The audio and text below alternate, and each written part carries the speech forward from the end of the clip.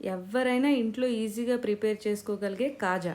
First ఒక బౌల్‌లో 1:30 cup మైదా పిండి, చిన్న pinch baking soda, 1/4 table spoon salt, 2 table స్పూన్ల నెయ్యేసి బాగా కలిపి వాటర్ ఏసుకొని ముద్దలా చేసుకొని 15 నిమిషాలు పక్కన వదిలేయండి. 15 నిమిషాల తర్వాత మళ్ళీ నీడ్ చేసి ఒక బాల్‌లా చేసుకొని రెడీగా ఉంచుకోండి. ఇప్పుడు ఒక కిచెన్ బీమ్ మీద మొత్తం పిండి చల్లుకొని చపాతీ కర్రతో బాగా పల్చగా పాముకోవాలి. చూడండి ఇలాగా పల్చగా పాముకొని దీన్ని సైడ్లంతా కట్ చేయండి. రెక్టాంగిల్ షేప్‌లోకి రావాలి. ఇప్పుడు దీని మీద కొద్దిగా నెయ్యి, అలాగే పిండి కొద్దిగా చల్లుకొని దీన్ని చివరగా పట్టుకొని కొంచెం రోల్ చేస్తూ ఉంటే బాగా ఎలాగోండి ఇలా రోల్ అవుతూ ఉంటది.